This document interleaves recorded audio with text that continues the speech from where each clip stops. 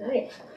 Hi everyone, my name is Graceland and I'm a bookseller here at Green Apple Books on the Park, and I wanted to thank everyone for joining us in person and online for our event with Helen Benedict and Katherine Seligman celebrating the good deed.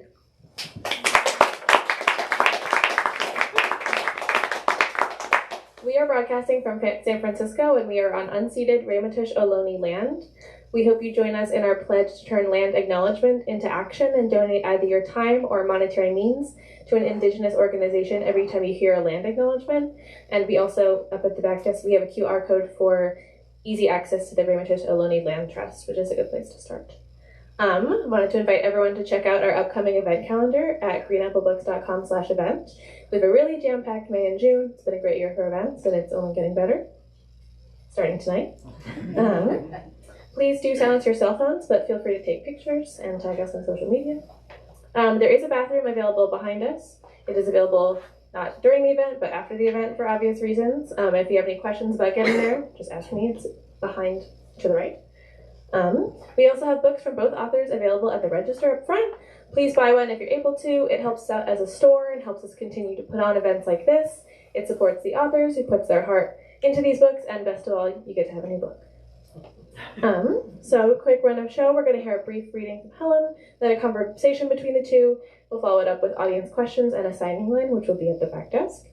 I'm going to introduce both authors up front, and then we'll get started. All right. Helen Benedict, a professor at Columbia University, is the author of 7 previous novels, 6 books of nonfiction, and a play. Her newest novel, The Good Deed, hailed by Kirkus, Publishers Weekly, and Booklist, comes out of the research she conducted for her 2022 nonfiction book, Map of Hope and Sorrow, which earned Penn's Jean Stein Grant for Literary Oral History in 2021. A recipient of the Ida B. Wells Award for Bravery in Journalism and the James Aronson Award for Social Justice Journalism, she is also the author of The Lonely Soldier, The Private War of Women Serving in Iraq.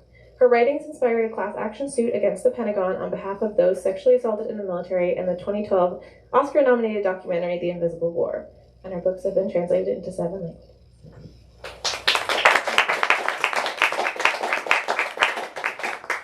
Katherine Seligman is an award-winning journalist and author in San Francisco. She has been a reporter at USA Today, the San Francisco Examiner, and a staff writer at the San Francisco Chronicle and Sunday Magazine. Her work has been featured on NPR and in Life, Redbook, The Sun Magazine, the anthology Fresh Takes, Best American Essays, and elsewhere. Her debut novel, At the Edge of the Hate, won the PEN/Bellwether Prize.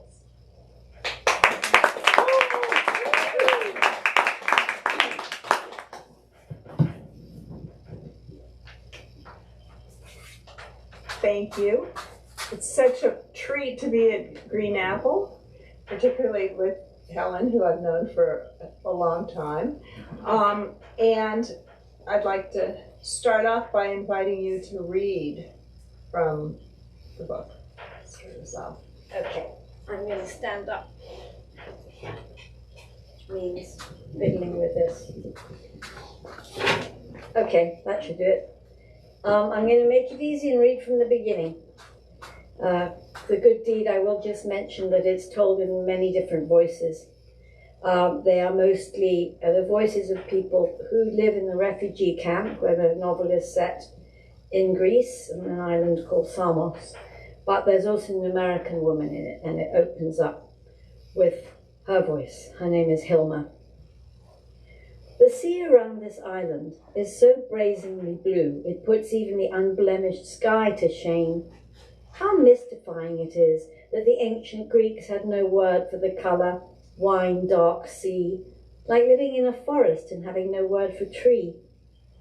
I am without canvases here, my brushes forever abandoned, but were I a painter still, I would be afraid of this blue.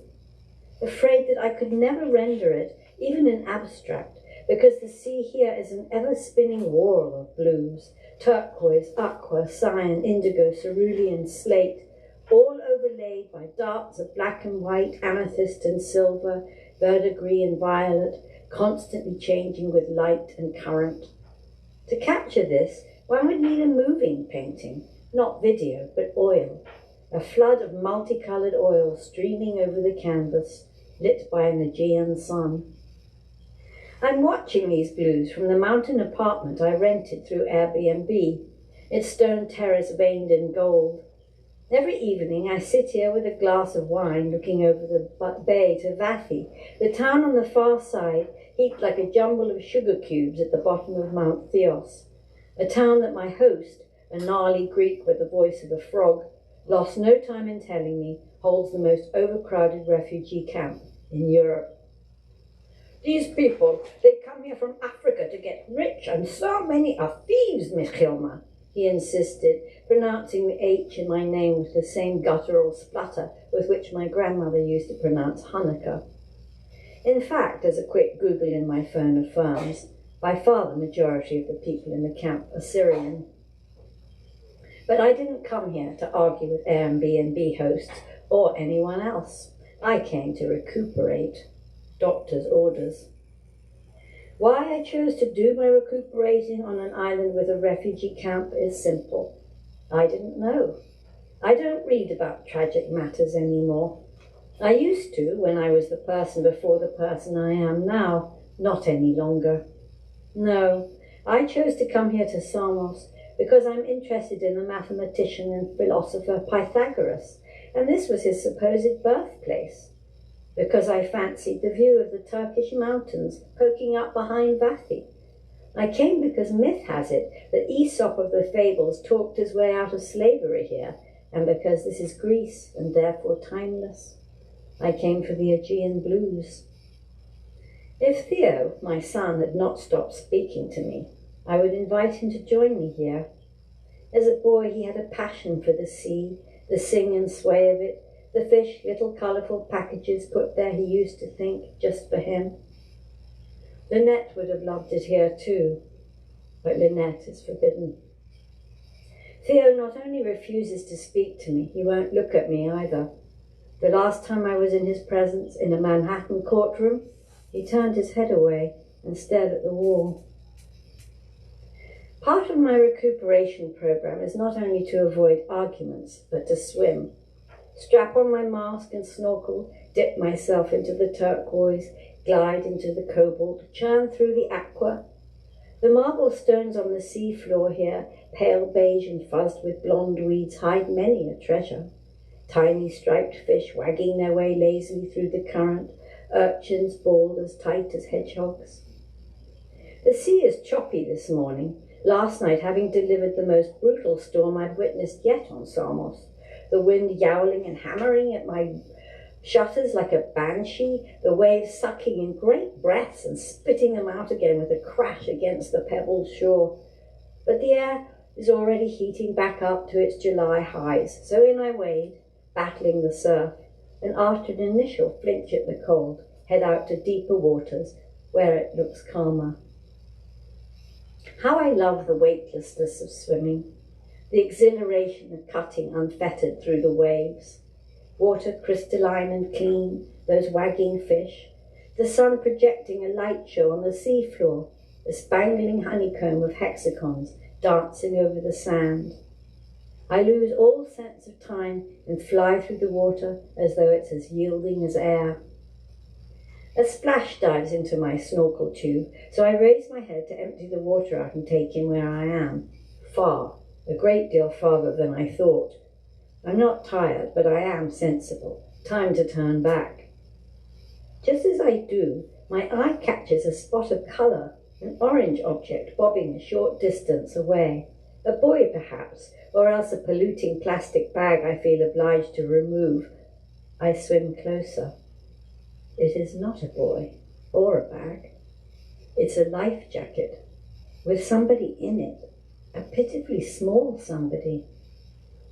A fist closes around me, pulling me to a halt, my breath suddenly short and airless. Not again, please. The little figure is ominously still, no sign of swimming or flailing, no movement at all. The fist grips tighter. Not this time, Helma, you can't. With an effort, I wrench free of my paralysis and push myself closer.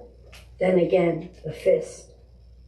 The water too is resisting me now, no longer as yielding as air, but viscous and stubborn as though I'm swimming through glue. I look around for a rescue boat.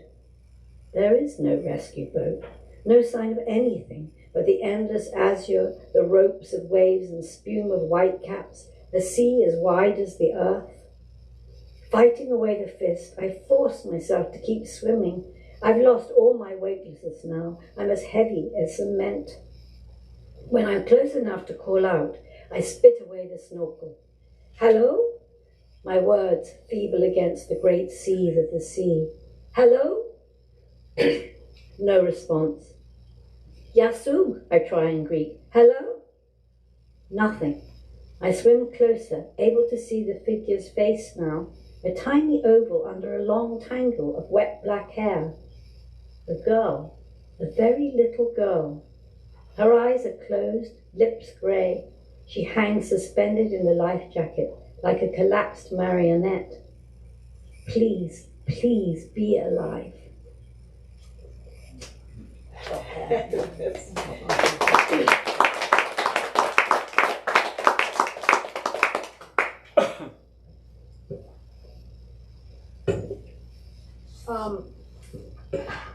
I don't always start at the beginning, but I'm going to here.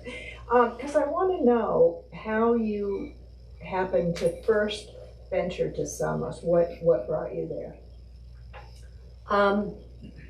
I've been writing about refugees from the Iraq War, from our Iraq War for a while. And I realized at some point that a lot of the refugees I knew about, a lot of people in Iraq had fled to Damascus and other places in Syria. So when the Syrian civil war broke out in 2011, I thought about how many people were going to be doubly displaced, a bit like people are being shoved around in Gaza right now, except why the differences, and that there they were in another war. And I knew that a lot of them end up in Greece because they come down through Turkey to the bottom of Turkey, and then they get on those rubber dinghies, and of course one of the main ways to get into Europe and to flee. So I thought I would go to Samos because everybody else was going to Lesbos, and it's also really near Turkey. It's only 1.5 kilometers from the southern coast of Turkey, in the hope of meeting some Iraqis who'd been doubly displaced and kind of continuing my work in that way. So that's what got me there initially. But I was also already familiar with the area because way back in the 70s I traveled around there, and I'd written my second novel placed in that area, which was after the military junta had fallen, just after. This was 1975, and Greece was a very interesting place to be then because they were just breathing their first air of freedom after having been under a military dictatorship for a long time. And I was there while people were coming home, having been released from prison and so on. So I really also just wanted to see what it was like now and how it had been affected by the influx of refugees from Syria and Afghanistan in particular at that time. And did you have trouble visiting the camps the same way, Hilma does, that she's told, she sort of learns about them, and then she just, in her blustering American way, as a tourist, she just thinks she can go visit them and, explore. But I know that's not what you did, but I'm curious how you found your way into the camps. It's one camp. I needed to get permission to go in. So months before I left, I had to write to the Greek government and go through a long vetting process and make all kinds of promises, such as I wouldn't write about it as a journalist, which I instantly broke because I don't believe in such promises. That way I got an official appointment with the camp director. So that's how I got inside the camp itself. Now the camp was not actually locked. The gates were never locked, so people could come and go, but they had guards there and they wouldn't let journalists in.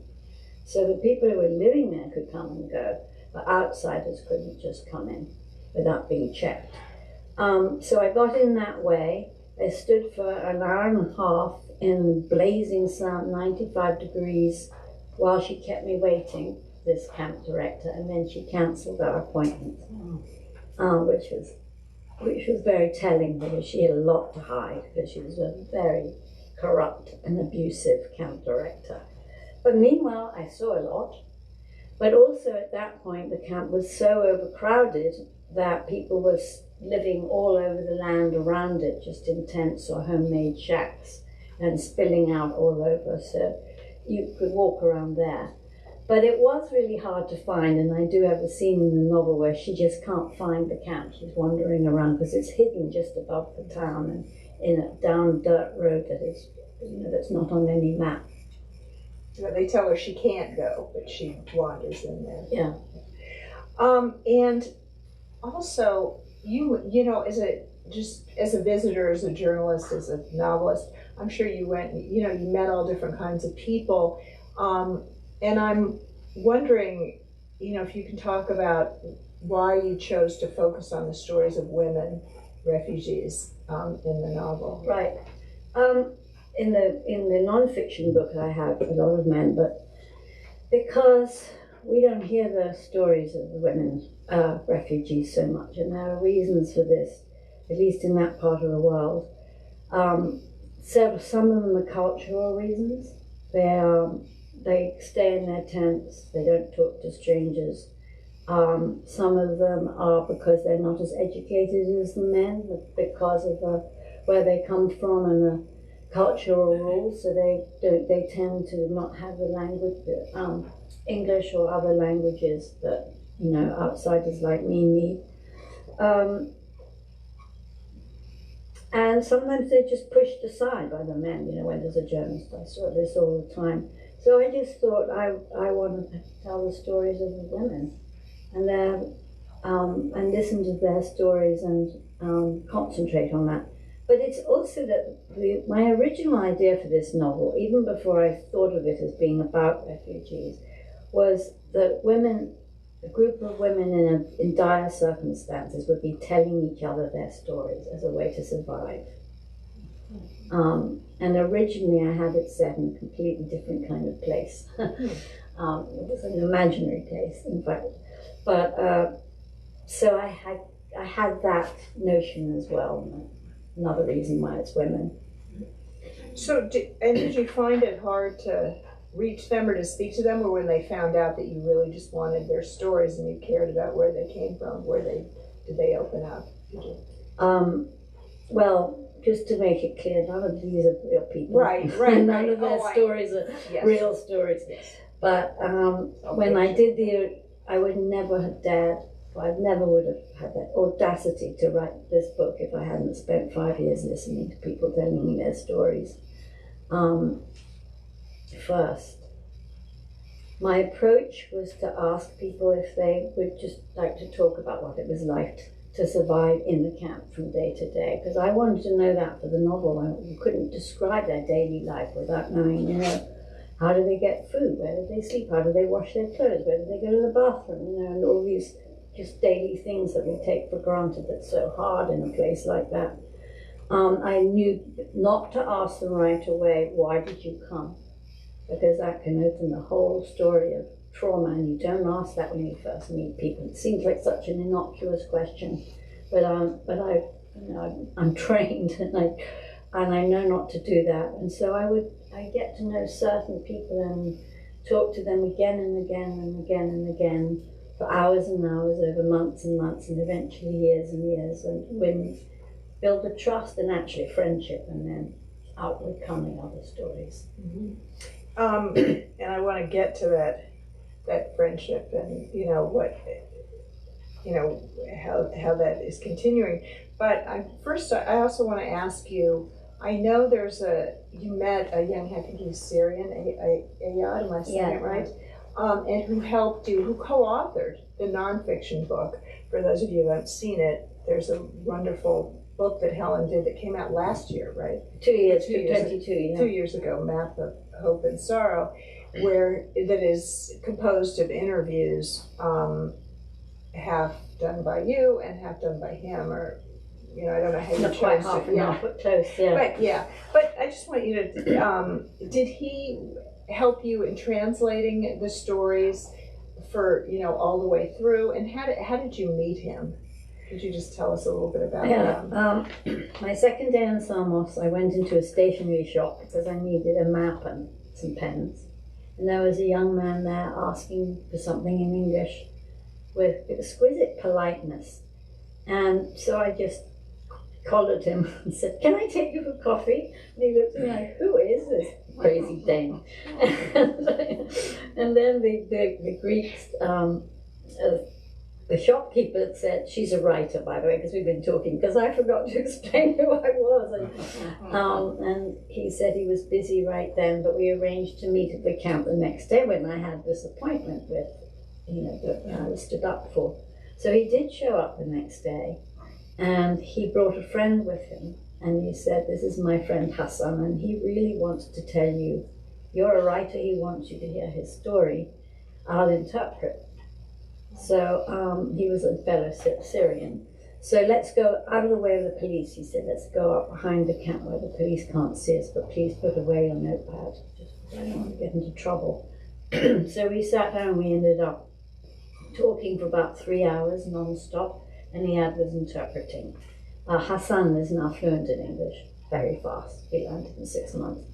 But then he was just still too shy to speak it, although I think he could to some extent. So that's how it started, and after that I began meeting Iyad almost every day, and sometimes he would bring me people to interview and interpret from Arabic, or we would take walks around the island, hang out at coffee shops, and we just totally hit it off. I mean, we hit it off like that. It was one of those electric things you have sometimes with people. Can't really explain it. We just really liked each other, and yeah, eventually we wrote this book together. And you might have noticed I dedicated this book to him because he read every word of this to help me get everything right, because I'm not Muslim, I'm not a refugee, and I've never lived in Syria, and I needed a lot of help. And so he was an amazing consultant, and we got together in Athens at one point, and we stayed up almost an entire night just combing through the manuscript, talking about Arabic and English and the differences in how to express yourself in those two languages. And because he wants to be a writer, and he is a writer, he's very gifted. So we were teaching each other in this most wonderful way. It was one of the best times I've ever had in my life. Wow. I mean, it's amazing, that relationship that you had. Did you know when you set out that you were going to do 2 works, that you would do, nonfiction interviews, and then you do a novel, or did you start out with the idea that this was just to inspire you to write a novel? And talk about what the point was when you decided to do that. I actually went there to research the novel. I wasn't going to write any more nonfiction about it. I just wanted to do the novel. But when I saw how dire the situation was and how people were suffering, the journalist in me went, "Hey, get to work." So I started writing articles, quite a lot of articles, even the very first time I was there about it. And then I thought, okay, I've done that, back to the novel. And then I was approached by a photographer who publishes with Amnesty International and the New Yorker and all over the place, the Guardian. He's amazing. And he said, "I want to go to Samos with you, and I want to take photographs, and you write the content for the New Yorker."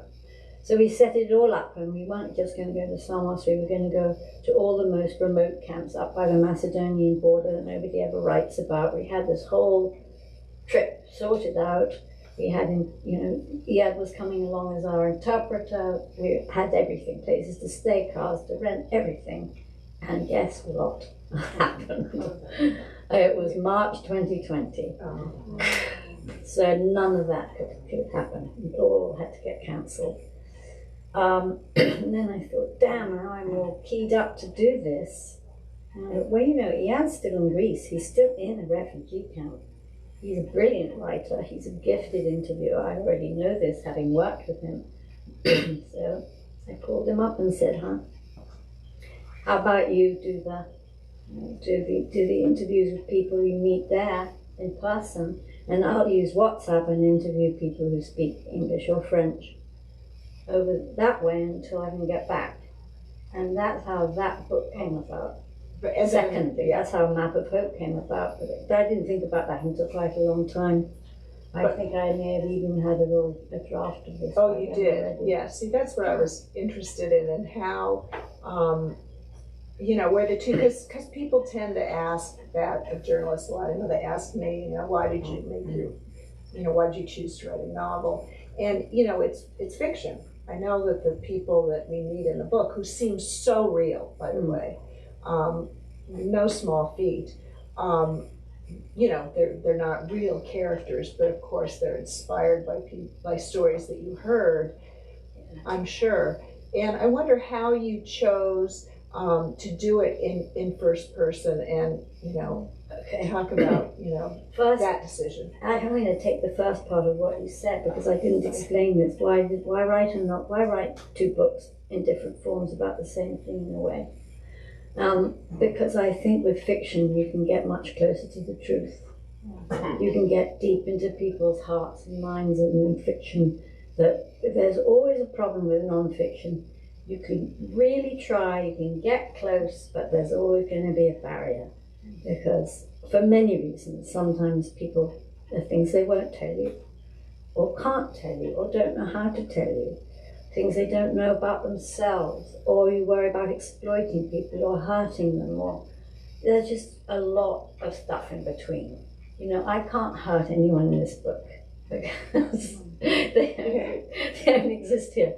And I really wanted to get inside the experience of living through war, living through persecution, and ending up living in a place where nobody wants you, and all your status in life, everywhere you've mattered, has been taken away from you, and where you have no control at all over what your future, and where you can't work and you can't go to school, and you're just forced to be stuck in this terrible limbo that eats away at all your gumption, the gumption that you use to get all the way to Greece, which takes a lot of gumption. And it just erodes. And the way people find their ways around that, through friendship, through love, that's a big part of the novel, love, actually. And bonds between parents and children, bonds between friends, bonds between lovers, and how you deal with the yearning for home, and I just wanted to get all of that from deep inside. So that's the fiction part. And I suppose that spills over to your second question about the first person. I didn't want to tell this story from the outside in any way. I wanted to be right in there with everyone, like in them, in their bodies and in their minds. So first I wanted that close-up, present tense, intensity. It does a certain thing rather than having it be third person or a narrator who knows everything. Yeah, it brings you into their stories. And you know what else? I think it's because I'd spent so long listening to people's stories, and of course when people tell you their stories, they're telling it in first person. So those were the voices in my head. And to step away from that and turn it into third would have gone closer to distancing myself and in a way othering them, to use that jargony word. But I really didn't want to do that. That was the last thing I wanted to do. Well, I think the voices come through really well, the individual stories. It's not easy to do because the characters come from different places in the world. So the fact that, their stories are so vivid and, it was quite a feat. And I'm wondering if there's a portion you might want to read that illustrates the, Sure. Just this little bit from what we're talking about. Thank you. So one of the other people in this is Amina from Syria.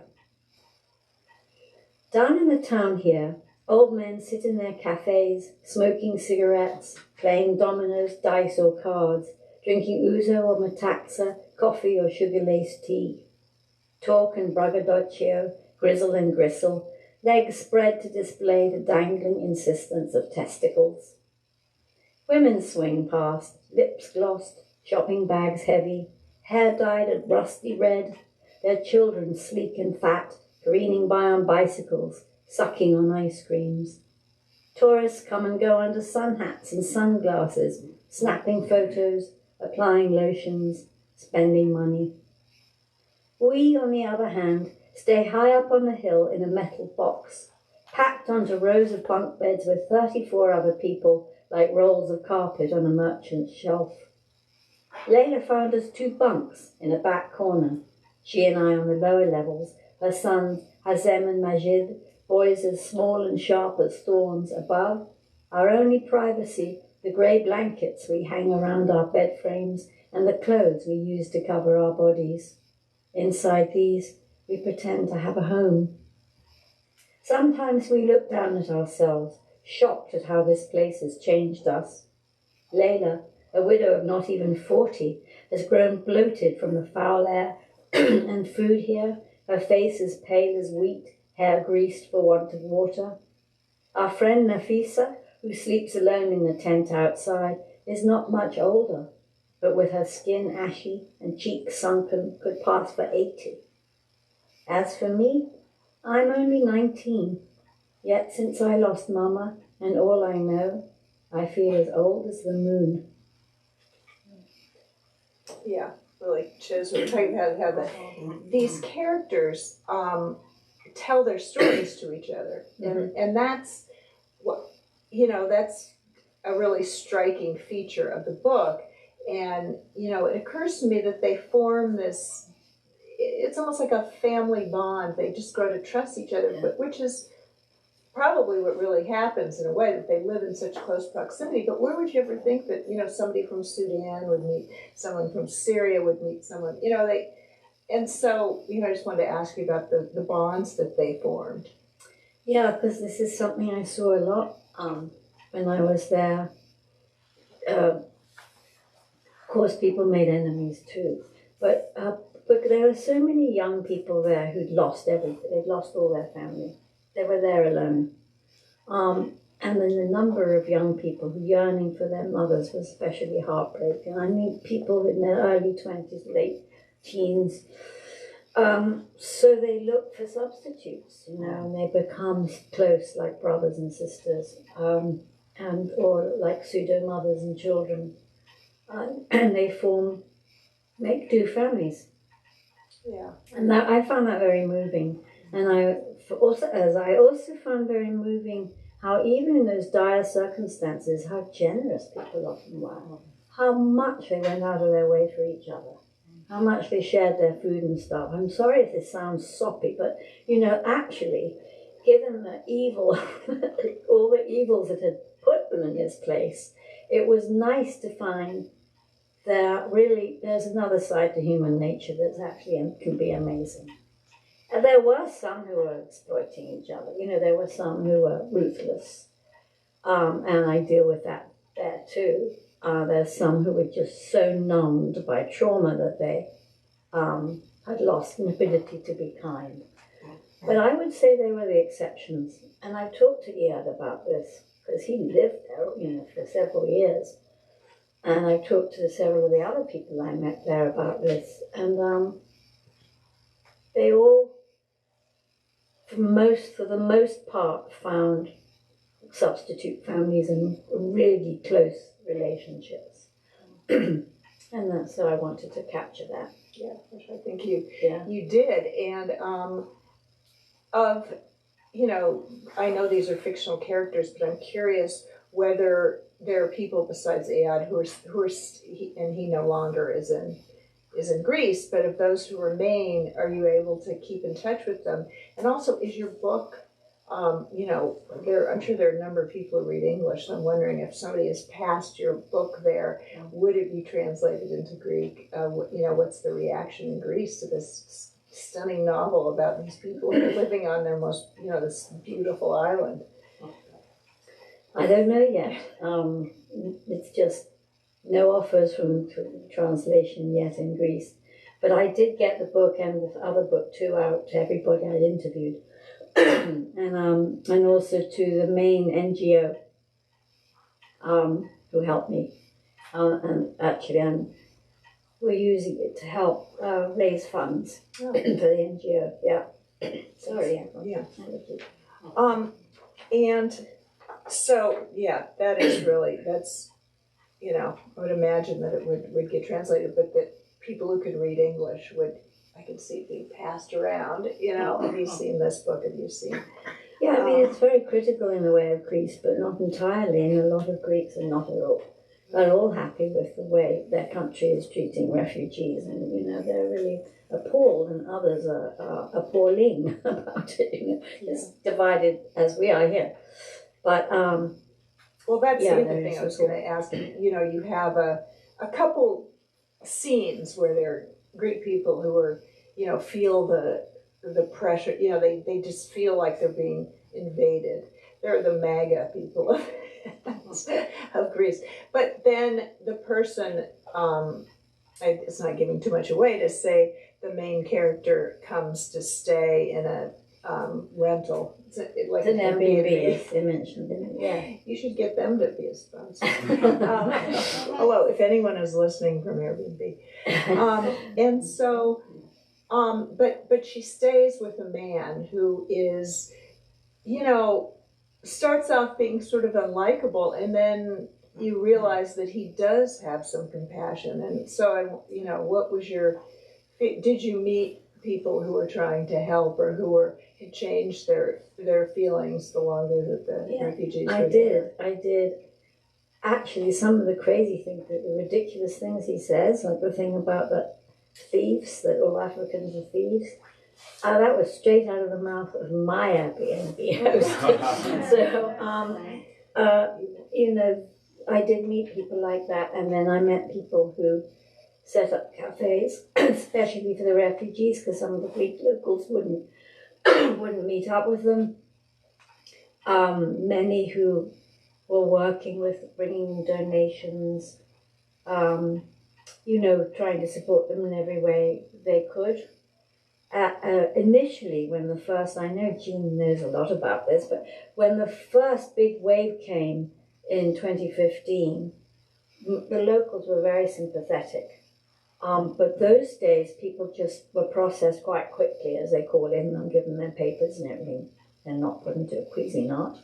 I hate that word, processed. And then moved on to the mainland quite quickly. But then when the EU-Turkey deal happened in 2016, and the rules were changed, people got trapped in the island for longer and longer. And then when the anti-immigrant government came in 2019, it got even worse, more draconian rules. I met people who were having to wait 3 years for their asylum interview before they had a chance to get off the island. And the more they clogged up and the bigger the crowds got, the more the people of Vathi, the town itself, became resentful. It's a town of 7,000 people, and at one point there were 8,000 refugees there. However, bizarrely, the rest of the island was oblivious. Just oblivious. They was all in this one little town, which isn't the hot tourist town. And everybody else, tourists, is coming and going.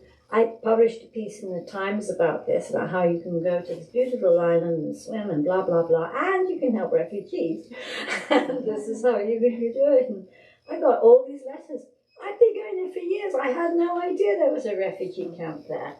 So when sometimes you hear the Greek government or people saying, the refugees have driven away tourists, that is absolute rubbish. That's interesting. And I didn't know until I did see that story you wrote. So I didn't know until I read that people would be so, it would be so hidden for a lot of people. Yeah. It's really, anyway, just from the audience. Just a very basic question, because I haven't read it. So what countries are your main characters from? And then just maybe who was there somebody that was harder to write, somebody that was easier to write? They're all from Syria except Nafisa, who's Sudanese. Okay. And they become friends partly because they share Arabic and they're all Muslims. And her tent just happens to be next to them, and they meet and they become friends and they really like each other. Actually, for Amina, the young one whose voice I read, Nafisa is the person who becomes a kind of substitute mother.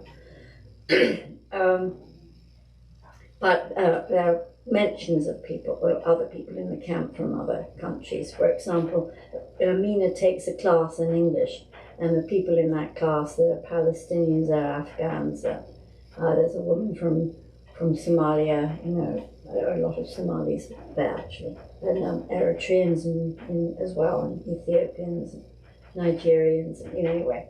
But so that's where you get a sense of the spread of nationalities, but the main characters are just those two countries.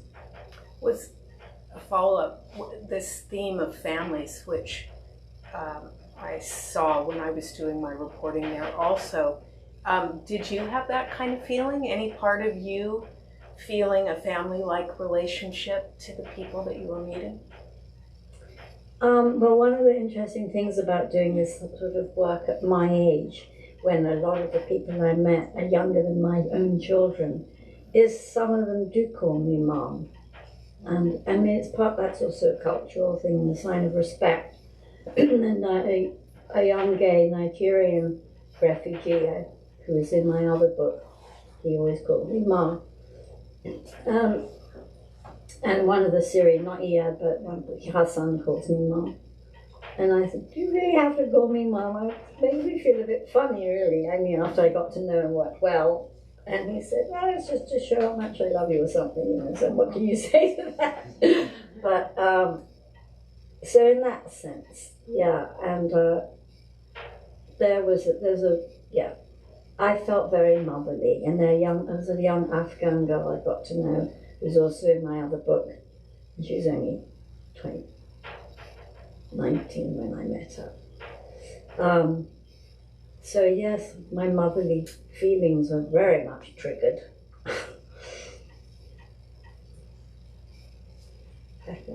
Yeah. You mentioned how it had helped you bridge the gap between places where you might have had blind spots, either with not being Muslim, not being not being Syrian, not living in a camp. I'm curious what gaps either he might have noticed, or maybe were left open because he also wasn't a woman living in those contexts. And I imagine men and women have pretty different experiences sometimes in different cultures. Yeah. Were there places where you had to fill that gap in another way? Yeah. So here's something that happened that he caught me on. I had one of the women talk about, she's talking about her granddaughter and how I had her say something like she has eyes as black as magpies. And he said, we would never say that, because all birds that are black in color are symbolize death and fear, and you would never use that, to compliment anyone and saying. So he would catch me at things like that I would have no idea, I mean, of course we've got crows here, but I guess it was just saying her eyes are black as crows, but it says it's a much more sinister meaning than that. So sometimes it was a linguistic level. There were other things in the plot where he felt that I'd overdone it or something, I remember there's one moment where, this will give away too much of a plot, I can't tell you. But there was one moment where I had something happen and I forgot how the people around would react. And he said, no, the people around would not let this happen. There are things like that. He was so helpful. He had, about the women, there's something about him. Women trust him and open up to him so much. And he actually, the main person that he interviewed was a woman, Syrian woman, quite a bit older than him, a mother of many.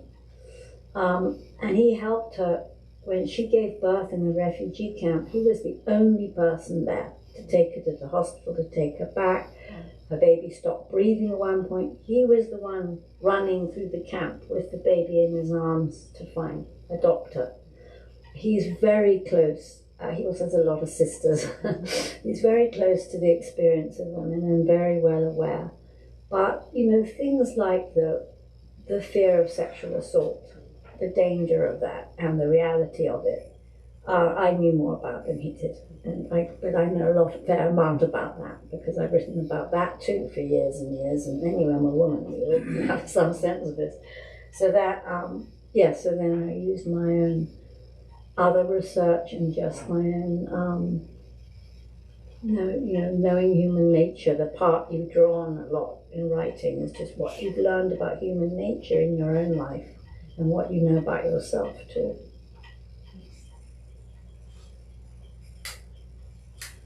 This is sort of a personal question, so you can just not answer it if you like. So I worked on Samos for 3 years as well. And the injustice that I saw, so when I got back, I was very angry for a long time. And I'm just wondering, like, how do you, like, when you come back to this world and you see that, you know, nobody here cares about, you know, they're in their own lives and cars and stuff like that. How do you, like, come to grips with that? That's a great question. Especially when the people have been forced into being refugees because of American policies or actions. There was quite a long time, each time I came back, where I couldn't bear most normal conversation. I didn't want to hear people talk about silly things like, you know, what the shoes they wanted to buy or what TV shows they wanted. And I remember meeting up with a bunch of people who'd worked for the NGO, for Samos Volunteers, and it reminded me of the work I used to do with veterans when they first came back from Iraq, and they could not stand the trivial and self-indulgent preoccupations of most Americans around them. They couldn't stand it. And I felt that this was very much the experience of I had it a little, but not like people who just spent a solid year or two there or more and came back in that very much the same frame of mind as veterans after going through a war. And I think that sounds like that's very much what you were feeling. Yeah. How did didn't you have the urge to try to help individuals while you were there? And, you know, were there times that you did that? Yes and yes. I mean, I think it's difficult. Yes and yes. There's a set of rules about how we're supposed to behave as journalists, which, by the way, is not at all the same when you're doing a novel. You're off the hook in many ways. But the question in the end becomes, which feels worse, to help or not help? And when the answer is it feels so much worse to not help, then you damn well help. And sometimes it's a little thing can make all the difference. It can be $5, it can be a baby bottle, and make all the difference between whether somebody's in prison or on the street or, you know, in a tent, or somebody's baby is starving or not. Well, you have to be human beings. Yeah. I'm curious if any person who was in the camp were reading your novel, whether they would really specifically recognize themselves going, oh my gosh, she took my story and I am this character, or did you make the characters enough of a creation that nobody would do that? You never know what people think, how people will read themselves into stories, even when it's completely wacky. But none of the stories or the people are based on anyone real. Okay. All I can say is they could be real, and everything that happened to them could happen. I've had bits and pieces of things I've heard, but they're entirely invented. If I wrote thinly disguised real people in fiction, it would be very bad fiction and bad journalism all at once. Yeah.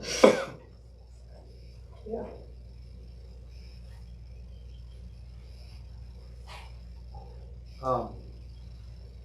Huge fan of both your works. Can I ask for Helen, of all the characters that you've written about in this book, which, if any, surprised you the most in your journey? Which surprised me the most? They all surprise me, because that's part of the beauty of writing fiction, for me anyway. I don't plot out ahead of time. So I find out what, I wonder if this is the case for you, I find out what they're going to do as I'm writing it. And if it's not surprising, then it's not good. So then I have to change direction.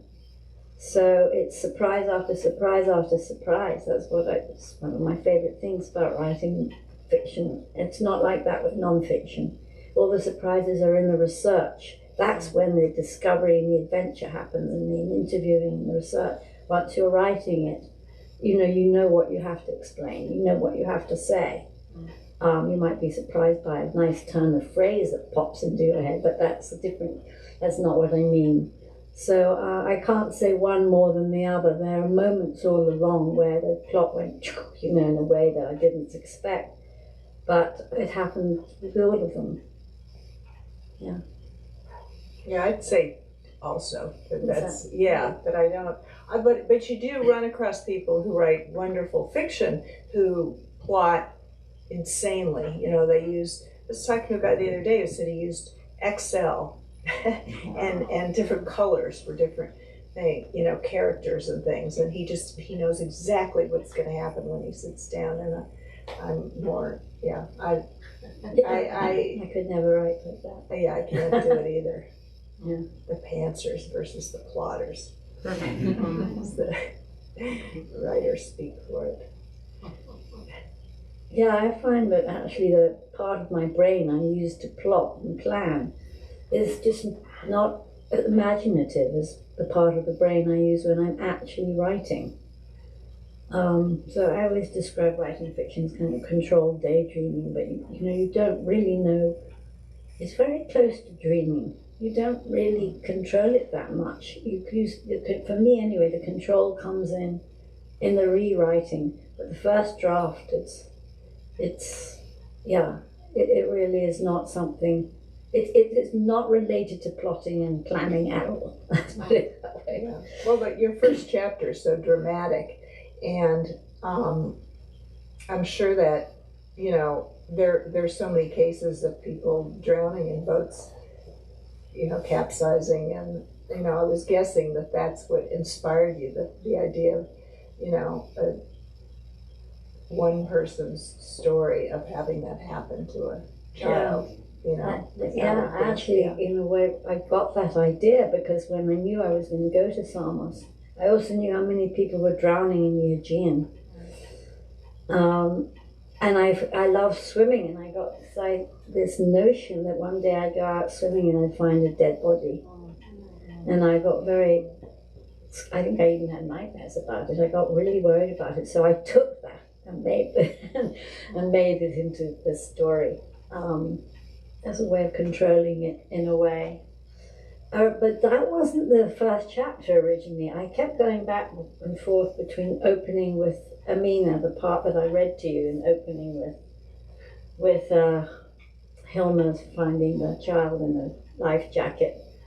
I didn't in a way really want to open with the white person, but it did just trigger the rest of the novel well, and then it goes back in time after the first chapter, so it's a bit like in a movie where you have that sort of preamble before the credits. The first chapter is a bit like that, and then it goes back in time before she finds that child. Well, I thought it was that premise was very dramatic and really drew me in, so coming up here, so I'd say it was hard to know what happens.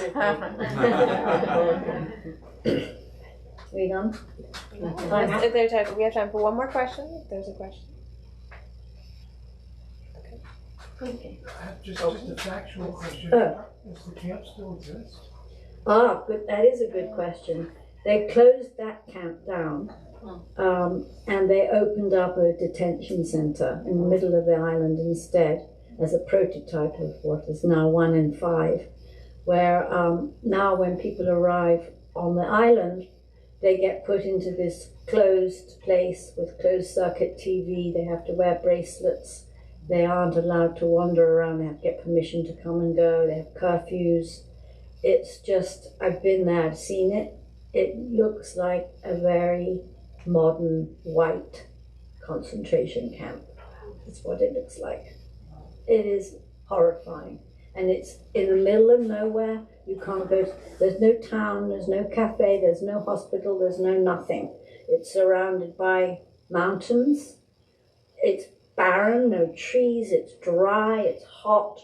And there's just white shipping containers surrounded by a wall and a hurricane fence and concertina and wire, 2 layers, cameras. It's a prison. Yeah. And I would never get in there as a journalist now, especially after having written these books. But I still am in touch with Samos volunteers, and they moved a little place, like a tent, just outside of it, and they still do what they can for the refugees there, but they're in constant conflict with the Greek government running this place, who don't want them there. And where have the refugees that were there ended up? Where have they gone? Some of them get deported back to Turkey. Others eventually, when they get permission, if they get it, move on to other places on the mainland and try very hard to leave Greece. And that's a whole other struggle. Because if you get asylum in Greece, then every other country in the EU has a right to send you back to Greece and deny you asylum if you try to live somewhere else. This is what's happening to my Nigerian friend right now. He found it so appallingly racist where he was working in Greece. He could not stand it anymore. So he got himself to France, and he's now applied 3 times for asylum. He escaped Nigeria because of the homophobic laws there, and he's been denied all 3 times because he has asylum in Greece. So he's really stuck.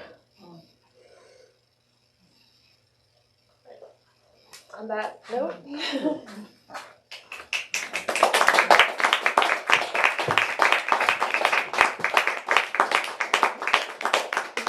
another round of applause for Helen and Katherine.